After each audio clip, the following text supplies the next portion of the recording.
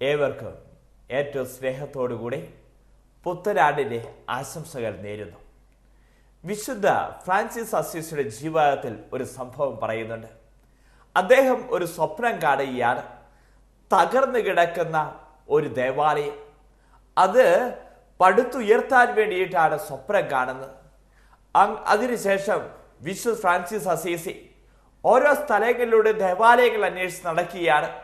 ഞാൻ സ്വപ്നത്തിൽ കണ്ട ആ ദൈവസ്വരത്തെ കേട്ട ദേവാലയം എവിടെയാ?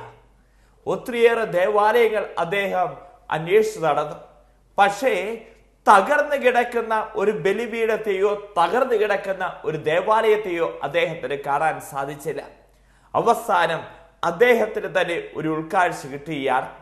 ഈ തകർന്നു കിടക്കുന്ന ദേവാലയം എന്ന് പറയുന്നത് മറ്റൊന്നുമല്ല, എന്നെ തന്നെ അവിടെ നിന്ന് പടുത്തുയർത്തുന്നതിന് വേണ്ടിയിട്ടാണ്, അല്ലെങ്കിൽ തകർന്നു കിടക്കുന്ന സഭയെ പടുത്തുയർത്തുന്നതിന് വേണ്ടിയിട്ടാണ് എൻ്റെ മുമ്പിൽ ഇങ്ങനെ ഒരു കാഴ്ചപ്പാട് തന്നിരിക്കുന്ന തകർന്ന ദേവാലയത്തെ പടുത്തുയർത്താൻ വേണ്ടി.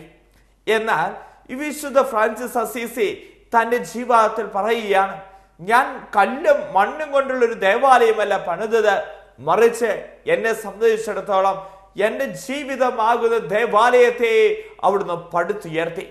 വിശുദ്ധ പൗലോസ്ലീഹ കൊരിന്തോസുകാർക്ക് എഴുതിയ 1-ാം ലേഖനം 6-ാം അധ്യായം 12 മുതലുള്ള തിരുവചനങ്ങൾ നാം വായിക്കുന്നു. നമ്മുടെ ശരീരം ദൈവത്തിന്റെ ആലയമാണ്. ഇത് പരിശുദ്ധാത്മാവ് വസിക്കുന്ന സ്ഥലമാണ്, അശുദ്ധിയുടെ സ്ഥലമല്ല. ആ ദേവാലയത്തെ പടുത്തുയർത്തുക എന്നതാണ് പുത്തനാണ്ടിലെ നമ്മുടെ ഓരോരുത്തരുടെയും ഏറ്റവും വലിയ ഉത്തരവാദിത്വം. Go and repair my church. പോകുക, പുതുക്കി പണിയുക, എൻ്റെ ദേവാലയത്തെ അവിടുന്ന് പുതുക്കി പണിയുക. പ്രിയപ്പെട്ടവരെ, നമ്മുടെ ജീവിതത്തിലും ഈ ദേവാലയത്തെ എങ്ങനെയാണ് പുതുക്കി പണിയേണ്ടത്?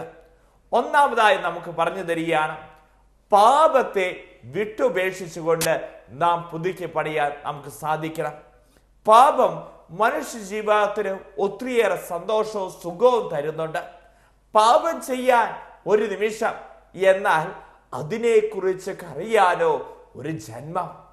പ്രഭാഷകന്റെ പുസ്തകം 15-ാം അധ്യായം 13-ാം തിരുവചനം പറയുകയാണ്, അവിടത്തേക്ക് പാപിയെ ആവശ്യമില്ല, എല്ലാ മ്ലേച്ഛതകളും കർത്താവ് വെറുക്കുന്നു. കർത്താവിന്റെ മുമ്പില് പാപിക്ക് സ്ഥാനമില്ല.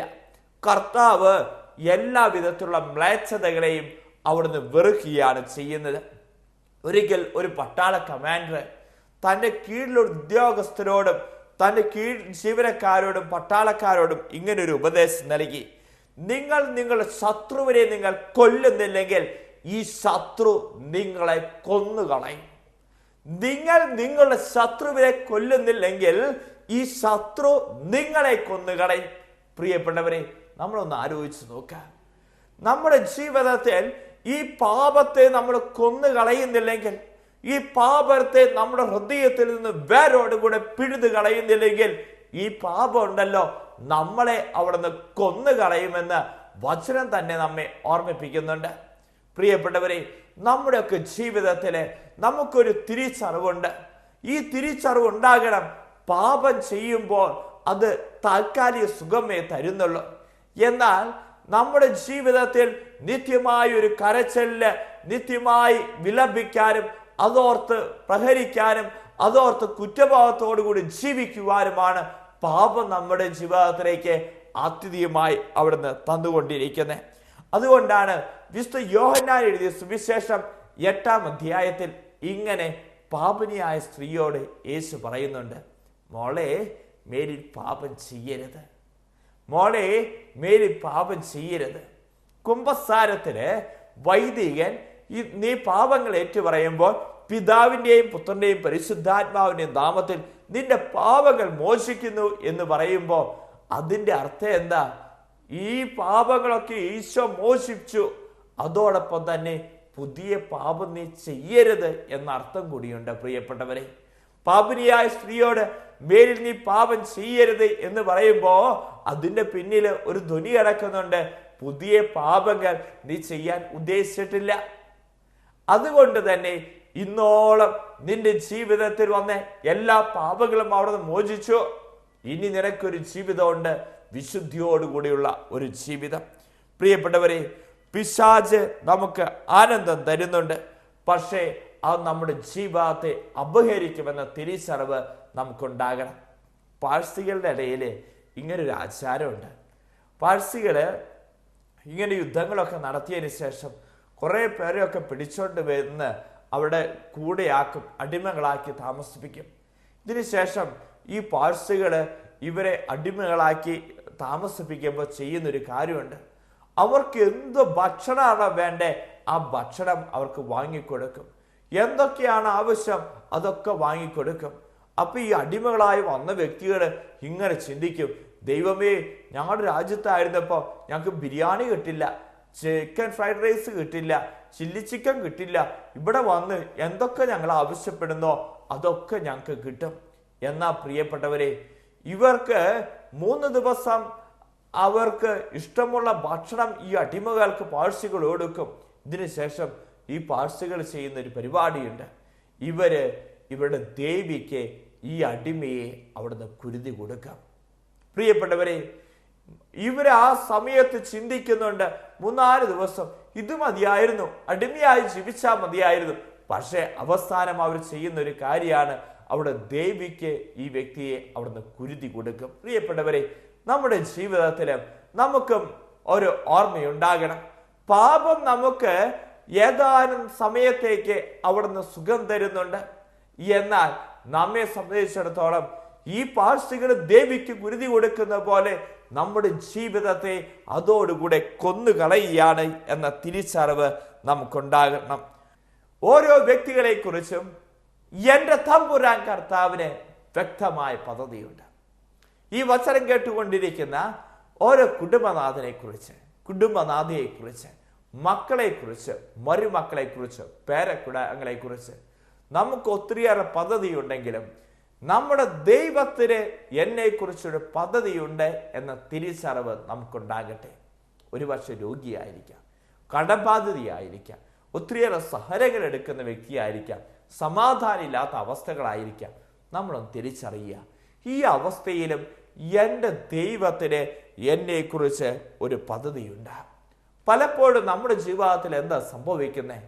നമ്മുടെ പദ്ധതികളാണ് തകർന്നു പോകുന്നത്. ദൈവത്തിൻ്റെ പദ്ധതികൾ തകർന്നിട്ടില്ല.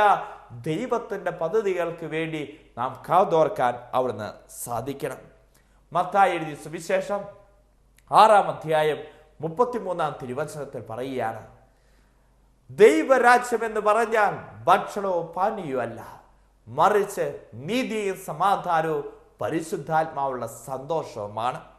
ആദ്യം നിങ്ങൾ ദൈവത്തിന്റെ രാജ്യവും നീതിയും അന്വേഷിക്കുവിൻ, ബാക്കിയെല്ലാം അതിനോടുകൂടെ കൂട്ടിച്ചേർക്കപ്പെടും. പ്രിയപ്പെട്ടവരെ, നമുക്കും ഈ പുത്തനാണ്ടിൽ തീരുമാനമെടുക്കണം. ദൈവിക പദ്ധതിയോട് ചേർന്ന് നിന്നുകൊണ്ട് ദൈവരാജ്യം നമ്മുടെ ഉള്ളിൽ ഉണ്ടാകാൻ വേണ്ടി ഇന്ന് പല പദ്ധതികളും അവിടുന്ന് തകർന്നു പോയിട്ടുണ്ടാകാം. നിരാശപ്പെടേണ്ട ആവശ്യമില്ല പ്രിയപ്പെട്ടവരെ. അവസാനമായി പുത്തനാണ്ട് നമുക്ക് പറഞ്ഞു തരികയാണ്, നമ്മെ സംബന്ധിച്ചിടത്തോളം കർത്താവിന് സമയത്തിനായി കാത്തിരിക്കണം. കർത്താവിന് സമയത്തിനായി കാത്തിരിക്കണം. സഭാപ്രാസംഗിക പുസ്തകം 3-ാം അധ്യായം 1-ാം തിരുവചനത്തിൽ പറയുന്നു, എല്ലാത്തിനെ കുറിച്ചും കർത്താവിന് ഒരു സമയമുണ്ട്. നമുക്ക് ആ തിരിച്ചറിവുണ്ടാകണം.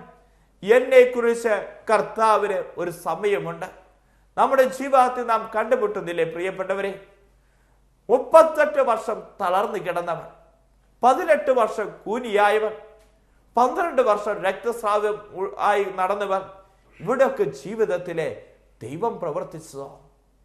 ദൈവം പ്രവർത്തിച്ച ഒരു സമയമുണ്ട്. എല്ലാത്തിനും ഒരു സമയമുണ്ട് എന്ന തിരിച്ചറിവ് നമുക്കുണ്ടാകട്ടെ. ഈ പുത്തനാണ്ടിൽ നമ്മുടെ പിമ്പിലുള്ളവയെ വിസ്മയിച്ച് മുൻപിലുള്ളവയെ ലക്ഷ്യമാക്കിക്കൊണ്ട് നാം ഓടണം. വിശുദ്ധ പൗലോസ്ലീഹ, പത്രോസ്ലീഹ, ഏതൊക്കെ വിശുദ്ധാത്മാക്കൾ ഇവിടെയൊക്കെ ജീവിതത്തിൽ പാപങ്ങളും തെറ്റുകളും കുറവുകളും എല്ലാം സംഭവിച്ചിട്ടുണ്ട്. പക്ഷേ അവർ പിൻപിലുള്ളവയെ വിസ്മരിച്ച് മുൻപിലുള്ളവയെ ലക്ഷ്യമാക്കി മുന്നോട്ടോടി. നമുക്കും പ്രാർത്ഥിക്കാം പ്രിയപ്പെട്ടവരെ. ഒന്ന് കരങ്ങൾ കൂപ്പി പിടിച്ച്, കർത്താവായ ദൈവമേ, ഈ പുത്തനാണ്ട് ഒരു അനുഗ്രഹത്തിന്റെ വർഷമാക്കി മാറ്റണമേ, ഒരു അഭിഷേകത്തിന്റെ വർഷമാക്കി മാറ്റണമേ. പാപത്തെയും പാപത്തിന്റെ സാഹചര്യങ്ങളെയും വിട്ടുപേക്ഷിച്ചുകൊണ്ട് ജീവിതത്തെ ഒരിക്കൽ കൂടി ക്രിസ്തുവിൽ പുതുക്കി പണിതുകൊണ്ട് ഞങ്ങളുടെ ജീവിതത്തിൽ ഒരു അടുക്കും ചിട്ടയും പാലിച്ചുകൊണ്ട് ദൈവിക പദ്ധതികളോട് സഹകരിച്ച് കർത്താവിൻ്റെ സമയത്തിനായി കാത്തിരുന്നുകൊണ്ട് പിൻപിലുള്ളവയെ വിസ്മരിച്ച് മുൻപോട്ടോടുവാൻ ഞങ്ങൾക്ക് കൃപ തരണമേ. പുത്തനാണ്ട് എല്ലാവർക്കും അനുഗ്രഹത്തിൻ്റെയും അഭിഷേകത്തിൻ്റെയും വർഷമായി തീരട്ടെ എന്ന് ആശംസിക്കുകയും പ്രാർത്ഥിക്കുകയും ചെയ്യുന്നു. ഈശോ എല്ലാവരെയും അനുഗ്രഹിക്കട്ടെ.